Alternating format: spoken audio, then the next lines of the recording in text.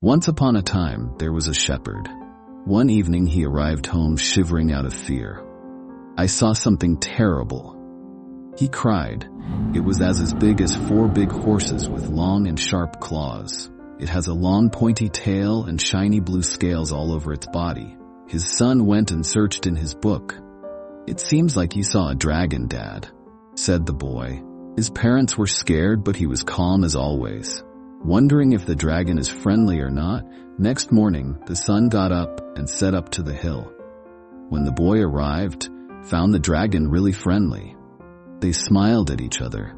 Then boy sat down and asked many questions from the blue dragon. The dragon started to narrate stories from old times. There were very dangerous dragons everywhere back then, and knights had to battle them and rescue princesses. The boy came back every day to hear the stories. But after a while, the villagers found out about our blue dragon. Obviously, they were scared. The boy went to the dragon and said, "The villagers want to get rid of you." "But I wouldn't be hurt, not even a scratch," said the dragon.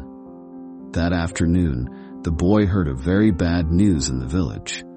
The villagers wanted to send the St. George, the dragon killer, for fighting the dragon. The boy ran straight to the dragon and said, "They want to say St. George, the dragon killer, after you. He has the longest spear I've ever seen. Thanks for telling me. But I don't want to fight, so I am going to just hide in my cave and wait for him to leave," said the dragon. "No, you don't have a choice. People want to fight," but the dragon yawned. "I'm sure you will find a way." The boy went back to the village quietly. There he saw a group of villagers who were talking about the dangerous dragon. "Did you know that he eats 10 sheep just for breakfast?"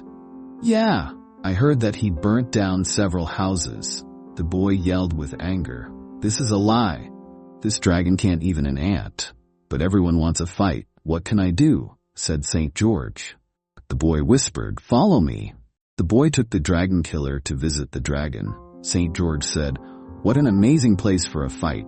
"There will be no fighting," said the dragon very firmly. "Not even pretend to fight?" "Maybe," the boy said. "Do you promise not to harm him?" St. George thought a little bit and said, "Well, it has to look real." The dragon asked, "Will there a feast after the fight?" "Yes, and I promise that you can come," said St. George.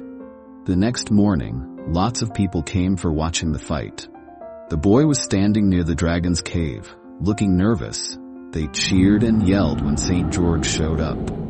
Soon, a roar echoed in the mountain and flames spread in the air. The dragon blew fire. St. George galloped hard, his spear held high. The dragon jumped up and the shot passed each other. "Missed," yelled the crowd. St. George and the dragon turned and charged again. This time there was no chance for them to miss. After a long fight, finally dragon slumped to the ground. George stood on him. The crowd shouted, "Cut off his head," George said. "I think the dragon has learned his lesson. Let's just invite him to the feast." Then St. George led the boy, the dragon and villagers down to the mountain. The boy was really happy because he managed to execute his plan. The villagers were also happy because they had seen the fight they wanted so badly. St. George was also happy because he had won the battle.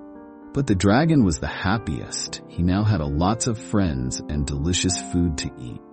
"It was a wonderful night," whispered the dragon and began to snore. "Oh, how should I take him back to his cave?" asked the boy. "I'll help."